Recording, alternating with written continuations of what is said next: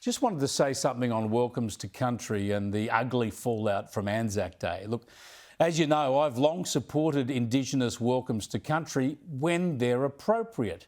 There are plenty of times when they are appropriate. They're a mark of respect, and they also allow for a deepening of our historical and cultural knowledge about the country we live in, the country we all share.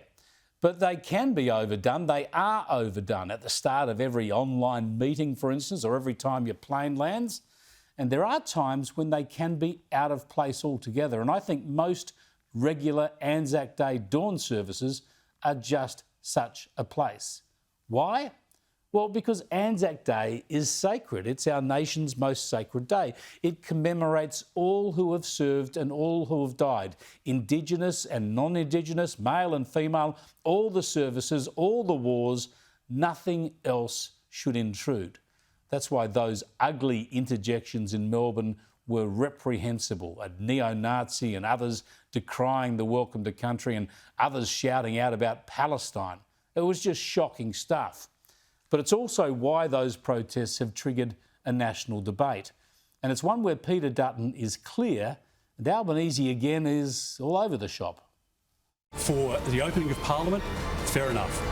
It's respectful to do. But for the start of every meeting at work or the start of a football game, I think a lot of Australians think it's overdone, and it cheapens the significance of what it was meant to do. It divides the country, not dissimilar to what the Prime Minister did with the voice. I've got to go. Mr Dutton has just said that the welcome to country is overused and is cheapened by its overuse. You always have, at your official events, I've been to a lot of them, smoking ceremonies, welcome to country, acknowledgement of traditional owners. Well, from my perspective, it's a matter of respect, but it's also, of course, up to the organisations that are hosting an event of whether they have a welcome to country or not. It's up to them, and people will have different views, and people are entitled to their views. But we have a great privilege, from my perspective, of sharing this continent with the oldest continuous culture on earth. And when I welcome international visitors to Parliament House, you know what? They want to see that culture.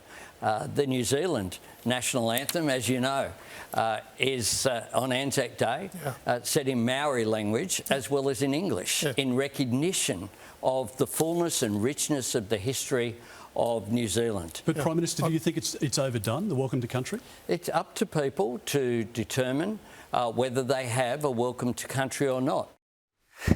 Yeah, sure, it's up to everyone, hey? But it's the government that leads the way on this stuff. And I think most Australians would side with Dutton. At least he knows his mind and is strong enough to state it.